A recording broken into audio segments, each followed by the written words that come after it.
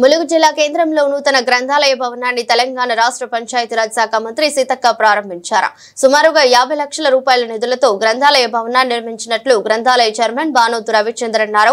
నిరుద్యోగులు, విద్యార్థులు చదువుకోవడం కోసం అన్ని రకాల సౌకర్యాలు ఇక్కడ ఏర్పాటు చేశామంటున్న గ్రంథాలయ చైర్మన్ బానోతు రవిచంద్రతో మా వరంగల్ ప్రతినిధి Harikrishna face to face. Telangana రాష్ట్ర వ్యాప్తంగా కూడా కాంగ్రెస్ ప్రభుత్వం అయితే గ్రంథాలయాలపైన అయితే ప్రత్యేక దృష్టి సారిస్తుంది. ఇప్పటికే ఇటు గ్రంథాలయాల అభివృద్ధికి కూడా లక్షలు వేసించి కూడా ఇటు గ్రంథాలయాలు నిర్మిస్తున్న పరిస్థితి ఉంది. తాజాగా ములుగు జిల్లాలో కూడా దాదాపుగా 80 నుంచి కోటి రూపాయలు వేచించి కూడా ఒక గ్రంథాలయాన్ని నిర్మించారు. ఇలా మంత్రి సీతక్క చేతుల మీద కూడా ఆ గ్రంథాలయం ప్రారంభించడం జరిగింది. ప్రస్తుతం మనతో మాట్లాడేందుకు కూడా ములుగు జిల్లా గ్రంథాలయ చైర్మన్ బానోతు రవిచంద్ర నాయక్ మనతో ఉన్నారు. ప్రస్తుతం గ్రంథాలయం సంబంధించి కూడా ఎన్ని వేలలో ఎన్ని కోట్లతో ఇక్కడ గ్రంథాలయం నిర్మించాలి, ఇక్కడ ఏ బుక్స్ ఉండబోతున్నాయి, నిరుద్యోగులకు, విద్యార్థులకు ఎట్లా వాళ్ళు ప్రిపరేషన్ అయ్యేందుకు కూడా ఎలాంటి ఏర్పాట్లు చేస్తున్నారో వారితో మాట్లాడే ప్రయత్నం చేద్దాం. అన్న చెప్పండి, ముఖ్యంగా తెలంగాణ రాష్ట్ర ప్రభుత్వం కూడా గ్రంథాలయాలకు సంబంధించి కూడా ప్రత్యేక దృష్టి సారించే పరిస్థితి ఉంది. తాజాగా ములుగు జిల్లాలో కూడా మీరు నూతనంగా గ్రంథాలయాన్ని నిర్మించుకున్న పరిస్థితి ఉంది. ఎన్ని వేల కోట్లతో ఈ గ్రంథాలయం నిర్మించుకున్నారు, ఇక్కడ ఎలాంటి వసతులు కల్పించాలి? ముఖ్యంగా ఈరోజు చూసుకుంటే గత బీఆర్ఎస్ ప్రభుత్వంలో పూర్తిగా చదువు అనేది నిర్లక్ష్యం కాబడ్డది. అవి స్కూళ్ళైనా కాలేజీలైనా ఇటువంటి గ్రంథాలయాలైనా పూర్తిగా నిర్లక్ష్యం కాబడ్డది. కాబట్టే ఈరోజు కాంగ్రెస్ గవర్నమెంటు ప్రజాపాలన వచ్చిన తర్వాత మా ముఖ్యమంత్రి రేవంత్ రెడ్డి గారు, అలాగే మా మంత్రివర్యులు సీతక్క గారు పూర్తిగా ఈ యొక్క నిర్లక్ష్యాన్ని కాబడ్డటువంటి ఈ యొక్క చదువును వెలుగులోకి తీసుకురావాలనే భావనతోటే ఈరోజు పెద్ద ఎత్తున స్కూళ్ళకు సంబంధించి మనం చూస్తూ ఉన్నాం. ఎటువంటి కార్యక్రమాలు కానీ చేస్తున్నారో అలాగే ముఖ్యంగా గ్రంథాలయాల్లో కూడా నిరుద్యోగులు కానీ కాంపిటేటివ్ ఎగ్జామ్ సంబంధించి, అలాగే పిల్లలు కానీ, అలాగే పెద్దలు కొంత ఇడికొచ్చి పత్రికలకు ఇట్లా చదవడం కోసం కానీ ఉండేది. నేను గ్రంథాలయ చైర్మన్గా గత సంవత్సరం అక్టోబర్లో నేను ప్రమాణ స్వీకారం చేసిన తర్వాత మొదటిసారి నేను గ్రంథాలయానికి వచ్చిన తర్వాత ఇక్కడ ఈ చూస్తే అస్తవ్యస్తంగా ఉండేది. అప్పుడు ఇక్కడ సుమారుగా 20 నుంచి 30 మంది పిల్లలు చదువుకునేది. అదన్నీ పూర్తిగా గమనిస్తే ఇక్కడ అసలు గ్రంథాలయం ఉన్నదా, ఇది గ్రంథాలయమేనా అనే ధోరణి ఇక్కడ ఏర్పడ్డది. దీన్ని ఎట్లాగైనా వాస్తవానికి దీన్ని వెలుగులోకి తీసుకురావాలి. ఇక్కడ ఉన్న చుట్టుపక్కల ప్రాంత పిల్లలు కూడా కాంపిటేటివ్ ఎగ్జామ్స్ ఏమన్నా పడితే వాళ్ళు వరంగల్ ప్రాంతానికి కానీ హైదరాబాద్ ప్రాంతానికి కానీ అక్కడ రూములు కిరాయికి తీసుకొని అక్కడ ఉన్న లైబ్రరీలో చదువుకునేవాళ్ళు.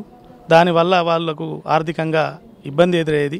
ముఖ్యంగా ఏజెన్సీ ప్రాంతం చాలామంది విద్యార్థులు కూడా కోచింగ్లకు డబ్బులు పెట్టి వెచ్చించి కూడా చదువుకోలేని పరిస్థితి ఉంది. చాలామంది ములుగు నుంచి కూడా అనంగొండకు వెళ్ళి రూములు రెంట్ తీసుకొని కూడా గ్రంథాలయాల్లో కూడా చదువుకునే పరిస్థితి ఉంది. మరి ఇవాళ నూతనంగా గ్రంథాలయం ఏర్పడింది. ఇక్కడ విద్యార్థులకు ఎలాంటి బుక్స్ అందుబాటులో ఉండబోతున్నాయి, నిరుద్యోగులకు సంబంధించి కూడా ఎలాంటి బుక్స్ ఇక్కడ ఉంచబోతున్నారు?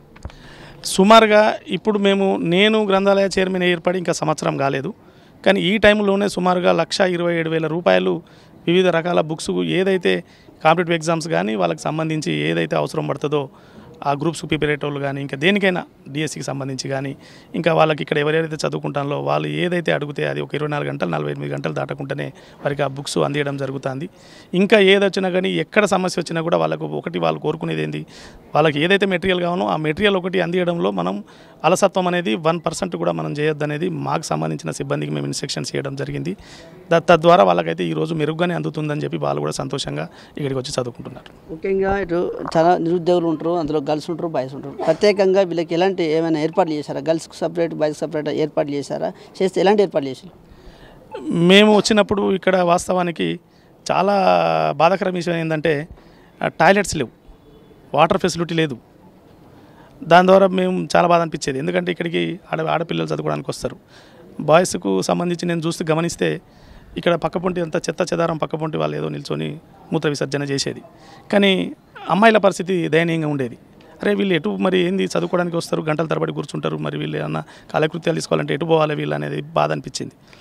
కనీసం ఆ గవర్నమెంట్ బీఆర్ఎస్ గవర్నమెంట్లో ఆ సోయి కూడా లేకుండా పోయింది. అంటే ఎంత నిర్లక్ష్యానికి కాబట్టతో గ్రంథాలయం అనేది ఇది ఒక ఉదాహరణ సరిపోతుంది. దాన్ని దృష్టిలో పెట్టుకొని యుద్ధ ప్రాతిపదికన మేము మా మంత్రివర్యులు సీతక్క గారి దృష్టి తీసుకెళ్ళి ఇప్పుడు వెనకాల మనం చూసుకుంటే సుమారుగా 8-9 లక్షలతోటి ఇటు బాయ్స్కు సపరేటు, ఇటు గర్ల్స్కు సపరేట్గా చేయడం జరిగింది. ఇన్ని రకాలుగా ఎక్స్పెక్ట్ చేసినప్పుడు గ్రంథాలయం అనేది ఈ గ్రంథాలయం సరిపోదు రాబోయే రోజులలో. అది కూడా మా మంత్రి గారి దృష్టికి తీసుకెళ్లడం జరిగింది. ఖచ్చితంగా ఇక్కడ ఎక్కడన్నా ఒక 20 గుంటల ఎకరమా పెద్ద ఎత్తున దాన్ని ఒక చూసుకొని సరిపడా ఈ గిరిజన university, medical college, nursing college, ఈ చుట్టుపక్కల మళ్ళీ మున్సిపాలిటీ అయింది. ఇక్కడ ఉద్యోగులు పెరిగే అవకాశం ఉన్నది, పిల్లలు పెరిగేది, చదువుకోవడానికి వచ్చేవాళ్ళు చాలామంది వస్తారు. వాళ్ళకు మెరుగైన విద్యను ఇక్కడ కొద్దిగా మన గ్రంథాలయ ద్వారా అందియాలనుకుంటే పెద్ద ఎత్తున కన్స్ట్రక్షన్ చేయాలనే ఆలోచన కూడా ఉన్నది. రాబోయే రోజులలో తప్పకుండా 1-2 కోట్లతోని జిల్లా గ్రంథాలయంలో సుమారుగా 20 గుంటల నుంచి ఎకరం ప్లేసు ఎక్కడన్నా చూసుకొని దాన్ని అక్కడ ఏర్పాటు చేసి ఇక్కడ వీళ్ళు ఇంకా బెటర్గా వసతులు అక్కగారి ఆధ్వర్యంలో జరుగుతాయని చెప్పి మేము ఆశాభావాన్ని వ్యక్తం చేస్తాం. గత ప్రభుత్వంలో గ్రంథాలయాలు పట్టించుకున్న పరిస్థితి లేదు. అనేక మంది ఇటు నిరుద్యోగులు, ఇటు గ్రూప్స్కు ప్రిపేర్ అయ్యే వాళ్ళంతా కూడా ఇటు ఈ ములుగు జిల్లా నుండి ఇటు హనుమకొండకు వెళ్ళి అక్కడ రూమ్లలో కిరాయి ఉంటూ కూడా అక్కడ గ్రంథాలయంలో ఉండి బుక్స్ చదువుకునేవారు. వాళ్ళంతా కూడా ఇవాళ జాబులు సంపాదించే పరిస్థితి ఉంది. వాళ్ళు పడ్డ కష్టం కూడా ఇటు ములుగు జిల్లాలో ఇక్కడి నుంచి ఎవరు కూడా పడద్దు అనే ఉద్దేశంతోనే ఇటు కాంగ్రెస్ ప్రభుత్వం ఏర్పడిన తర్వాత మంత్రి సీతక్క ఆధ్వర్యంలో కూడా ఇక్కడ ఈ గ్రంథాలయాలకు సంబంధించి కూడా డెవలప్ చేస్తున్నాము. ఇప్పటికే ఇటు 50 లక్షల నుంచి 70 లక్షల వరకు కూడా వేచించి కూడా ఇక్కడ అందరికీ ఇటు నిరుద్యోగులకు, విద్యార్థులకు అన్ని గ్రూప్కి సంబంధించిన బుక్స్ అందుబాటులో ఉండే విధంగా వారికి అన్ని వసతులకు సంబంధించి కూడా ఇది త్రాగునీరుకు సంబంధించి కావచ్చు, టీ కావచ్చు, స్నాక్స్ కావచ్చు, టాయిలెట్ సంబంధించి కావచ్చు, అన్ని వసతులు ఉండే విధంగా కూడా ఇక్కడ ఏర్పాటు చేసామంటూ చెప్తున్నారు. ఎవరైనా గ్రూప్స్కి ప్రిపేర్ అయ్యే వాళ్ళు ఎవరైనా ఉన్నప్పటికీ కూడా వారికి ఏ బుక్స్ కావాలన్నా కూడా 24 గంటల్లో ఇక్కడ లేని బుక్స్లు తెప్పించి వారికి అందజేస్తామంటూ కూడా చెప్తున్నారు. నేను ఉన్నంత వరకు కూడా గ్రంథాలయాన్ని అభివృద్ధి చేయడంతో పాటు మంత్రి సీతక్క ఆశీస్సులతో కూడా ఇక్కడ జిల్లాలో ఉన్నటువంటి గ్రంథాలయం సరిపోదు కాబట్టి ఈ యొక్క గ్రంథాలయాన్ని కూడా అప్గ్రేడ్